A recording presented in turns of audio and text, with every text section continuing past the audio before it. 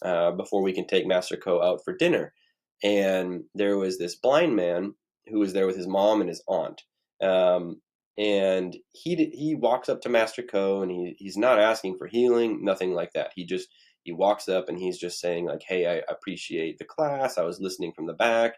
I didn't know what I was getting into. My mom brought me here." And within a couple minutes of talking, Master Ko is like, "Well, how long you been blind?" He says, "Well, it was like basically an illness that happened with childhood." And so Master Ko said, "Well, can you see anything?" And he's like, "Well, no, not really at this point." And he just said, "Do you mind if I do healing on you?" And who's going to deny it, Master Ko healing, right? And so while we're like we're putting books away and doing stuff, all of a sudden, as soon as we start seeing him start scanning and feeling the energy of this man's eyes, we just kind of set down what we're doing and slowly just stare at what's happening, right? And I have always kind of taken cue of just looking at what when you're watching a master pranic healer, just I always observe their hands. Like, what are their hands feeling? What are they doing? What are they projecting? Like those kinds of things.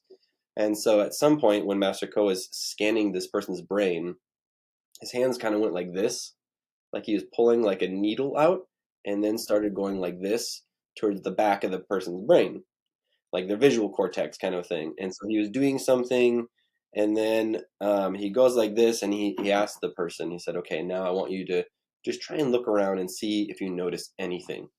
And so at that point, he kind of looks around and says, "Well, I know there's a light here, here, and here."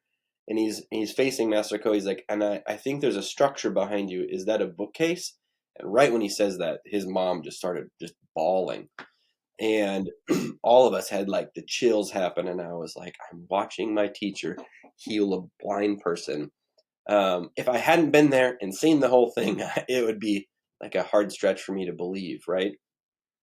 And so after all of that, he did another, healing for another 5-10 minutes or whatever.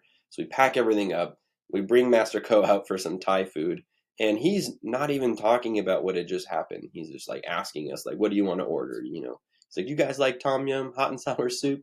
And I was like, "Master, I need to ask you, like, what was that? Like, what was this like energy needle thing you were doing?" And he kind of laughed, and he's like, "Oh, so you saw that?"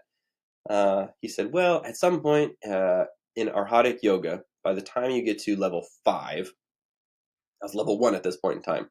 So he said, in level 5, he said you'll be able to produce a type of energy that when you visualize it, that it actually holds and stays. So you can use different energy tools that you can't now."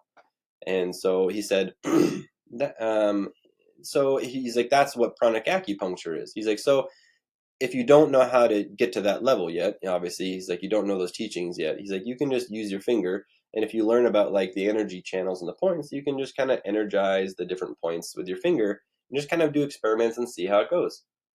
That was all he said. And then he's on to ordering his meal. He's, doing that kind of thing. Yeah, and for me, that was like this big aha. And I just became obsessed with the idea of integrating pranic healing and acupuncture together. Like I just couldn't get the concept of pranic acupuncture out of my head.